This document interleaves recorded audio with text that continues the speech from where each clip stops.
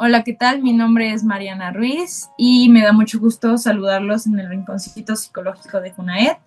Hoy iniciamos un ciclo de 4 charlas para abordar un tema que es fundamental, que a veces sí nos genera incomodidad o confunde, pero pues creo que es esencial saber o conocer al respecto. Es la sexualidad a lo largo de la vida.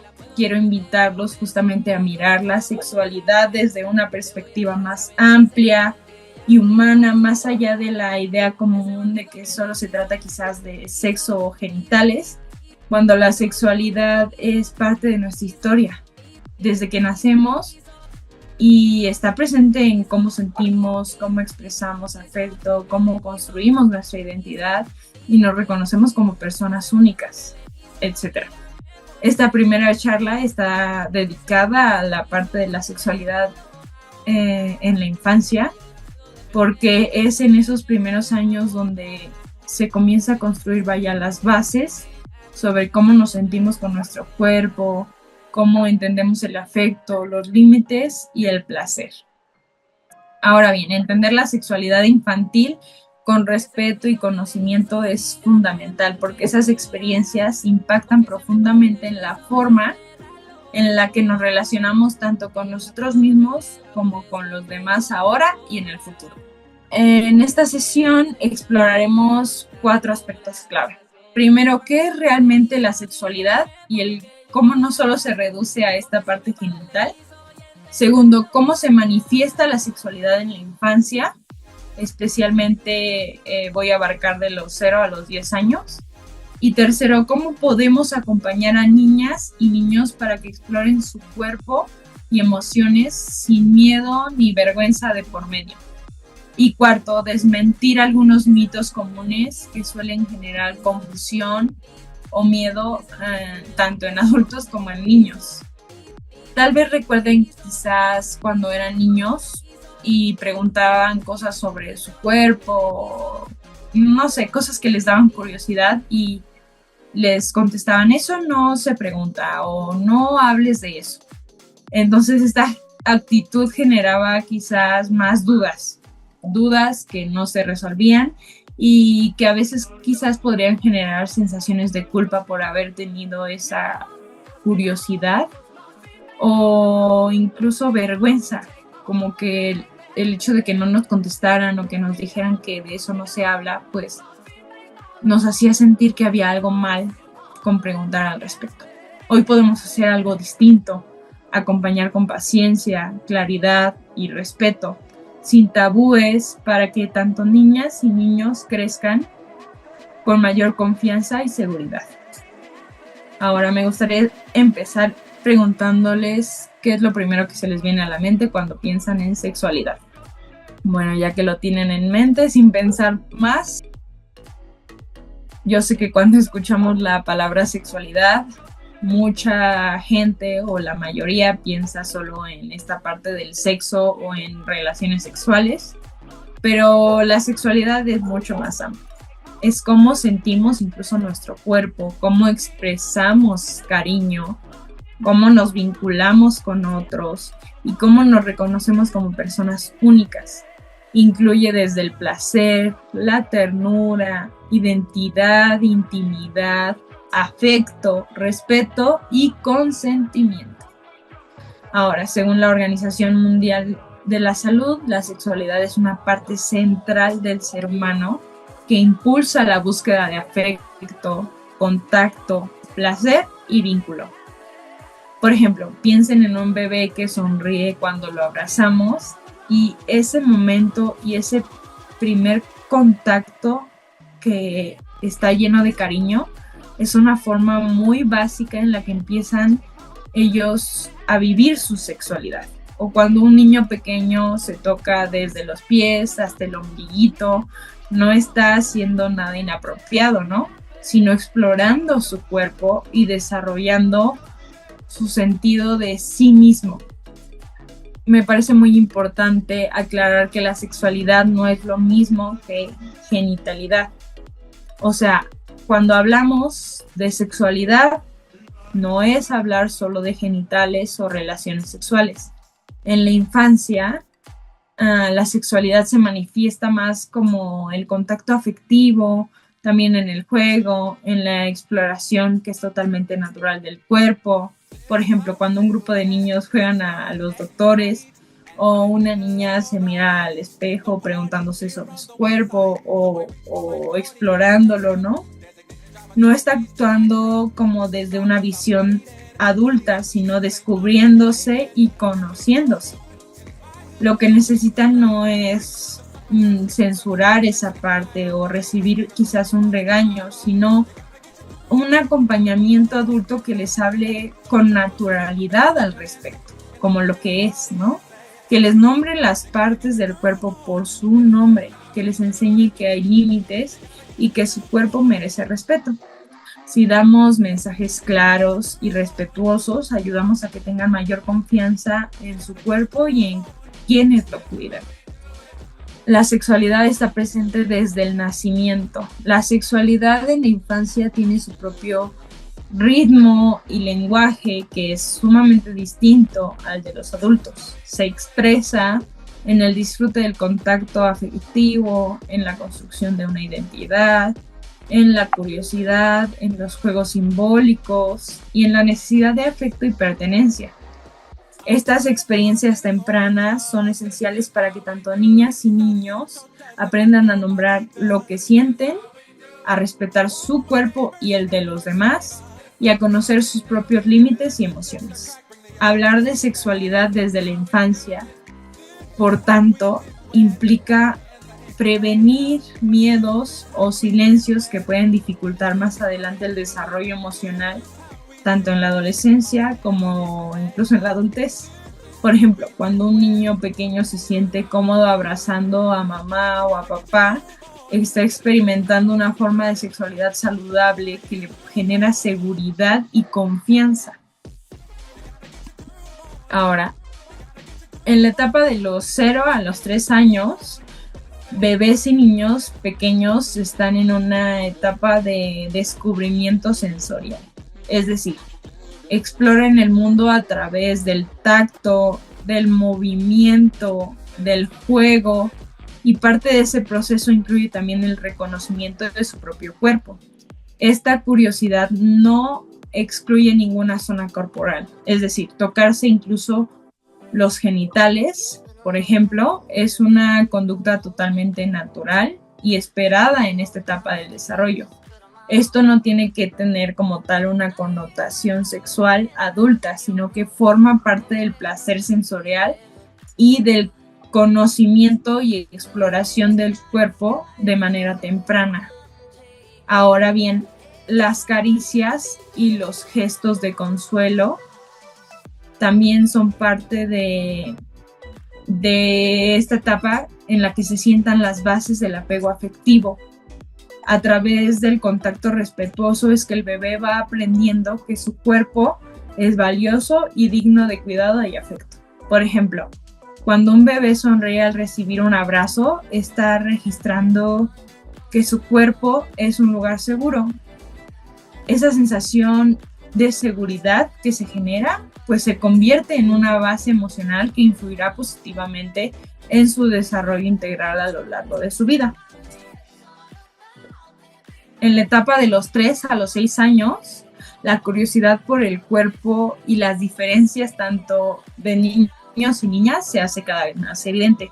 Es común que comiencen a hacer preguntas sobre el origen de los bebés, los roles que hay en la familia o las diferencias físicas que llegan a observar. También suelen jugar, por ejemplo, a la familia, los doctores, a ser mamás y papás, que al final se trata de una imitación de lo que observan en su entorno cotidiano o quizás en los medios de comunicación. En esta etapa empiezan a desarrollar el sentido quizás del pudor, porque los niños y niñas notan que hay partes del cuerpo que se cubren y poco a poco van formando esta idea de intimidad y privacidad. Por eso es fundamental acompañarlos con respuestas respetuosas que no estén acompañados por burlas ni reacciones muy exageradas, porque lo ideal es usar un lenguaje claro, honesto y acorde a su edad. también es un buen momento para enseñarles que todas las partes del cuerpo tienen un nombre y que su cuerpo les pertenece. Nadie debe tocarlo sin su consentimiento. Esta información es de suma importancia y una herramienta poderosa de protección y prevención. Por ejemplo, si una niña pregunta por qué su hermanito tiene algo diferente, en lugar de quizás nosotros evadir la respuesta o reírnos, podemos decir sí. El cuerpo de los niños y de las niñas tienen algunas diferencias. A eso se le llama pene y a lo que tú tienes, vulva. Todos los cuerpos son distintos y está bien que tengas curiosidad. Si quieres saber algo más, puedes preguntarme. Y de esta forma damos apertura a que puedan confiar en nosotros para preguntar y acudir con sus dudas que vayan surgiendo. En la etapa de los 6 a los 10 años empiezan a desarrollar una mayor conciencia corporal y emocional. Empiezan a diferenciar con mayor claridad los cuerpos, a comprender mejor conceptos como la privacidad, el consentimiento, los límites personales y suelen formar amistades todavía más profundas, muchas veces con compañeros del mismo sexo. Durante esta etapa también pueden aprenderse juegos de contacto físico como perseguirse o incluso darse besitos en los cachetitos. Sentimientos de enamoramiento inocente también llegan a surgir o una creciente curiosidad por palabras y temas relacionados con la sexualidad que suelen escuchar tanto en la escuela como en internet o entre los amigos. Y es fundamental que aquí el adulto entre de forma cercana o se mantenga cercano y respetuoso, evitando tener como prejuicios en torno a la sexualidad para que así pueda responder con mayor calma, sin burlas ni juicios que puedan evitar que se genere esta confianza. Y así, si hay confianza, se va a crear una base más segura para hablar sobre su cuerpo, sus emociones, sus vivencias, inquietudes y dudas. Por ejemplo, si un niño dice que está enamorado de una amiga de la escuela, por ejemplo, en lugar de minimizarlo o quizás hacer bromas, podemos decir, qué bonito que tengas o que sientas este cariño por alguien. Es común que cuando alguien nos cae muy bien o pasamos mucho tiempo juntos, podemos sentir algo especial por esas personas. Es normal y puedes contarme lo que sientes o lo que te pasa si quieres. Y ya, se da nuevamente se da esta apertura, esta confianza a hablar de lo que están sintiendo, de lo que están viviendo, y estas respuestas les enseñan que sus emociones son válidas, que pueden confiar en los adultos, en nosotros, y que hablar sobre el cuerpo, los afectos, no es un motivo de vergüenza. Acompañar desde el respeto. Esto implica estar presentes de forma atenta, abierta y empática ante sus emociones, dudas o descubrimientos que lleguen a tener, incluso cuando nos resulte a veces un poco inesperado o incómodo. Escuchar sin minimizar ni escandalizarnos tanto, o al menos no enfrente de ellos, porque cuando reaccionamos con burlas, con evasión a sus preguntas o inquietudes o incomodidad, pues ellos lo notan, ¿no? Y es probable que entonces eviten o dejen de hablar con nosotros sobre lo que sienten o están viviendo. Por eso responder con palabras quizás claras, o sea, sencillas, acordes a su edad, porque tampoco se trata de dar una cátedra, sino de hablar como con honestidad, con calma y brindarles esta apertura. Enseñarles que su cuerpo es suyo, que todas las partes tienen nombre y que nadie puede tocarlo sin su permiso también es muy importante. Recordarles que decir no, si algo los hace sentir incómodos, también es parte de la vida y es necesario. Ayudarles a reconocer lo que sienten desde la alegría, ternura, hasta el miedo, enojo o incomodidad, es lo que les va a ayudar a más adelante poner límites, pedir ayuda si es necesario y tomar decisiones más seguras para sí mismos. Mostrarles con el ejemplo que pueden acercarse a nosotros sin miedo y que siempre tomaremos en serio lo que nos comparten, también es una parte importante en todo esto. Saber que no siempre vamos a tener todas las respuestas y eso también está bien. A veces una pregunta puede llegarnos por sorpresa o incomodarnos quizás un poco, sobre todo si venimos de una historia donde todos estos temas eran considerados como prohibidos o vergonzosos,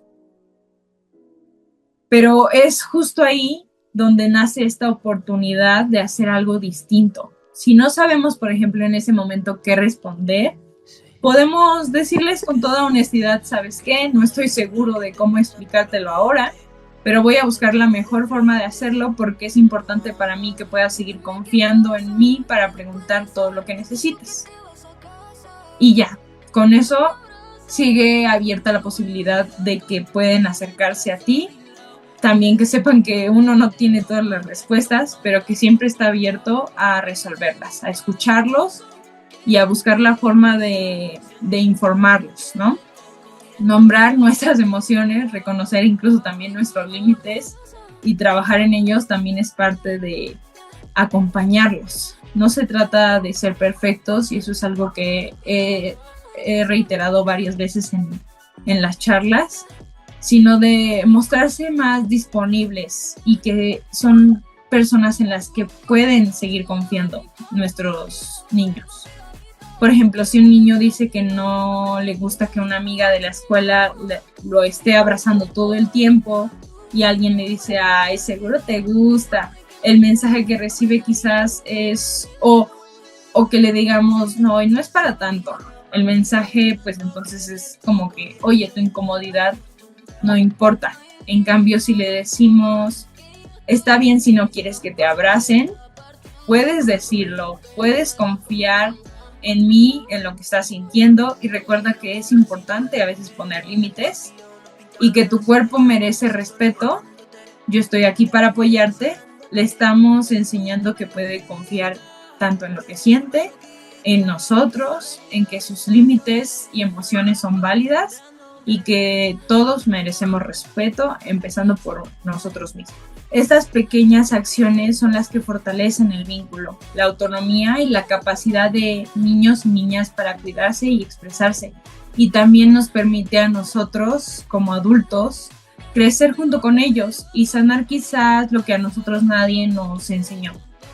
Ahora vamos con los mitos sobre sexualidad infantil. Hay algunos mitos muy comunes sobre la sexualidad infantil y que hasta hoy en día pueden llegar a generar miedo, confusión, que tengamos ciertos prejuicios, y es fundamental desmontarlos para acompañar mejor a niñas y niños. Por ejemplo, la sexualidad infantil es igual que la adulta. Como ya estuvimos viendo, la sexualidad infantil tiene formas, tiempos y necesidades propias muy diferentes a la de los adultos. Desde nuestra mirada adulta, quizás podemos interpretar ciertas conductas infantiles como problemáticas, pero los niños no tienen la misma madurez ni intención que un adolescente o un adulto.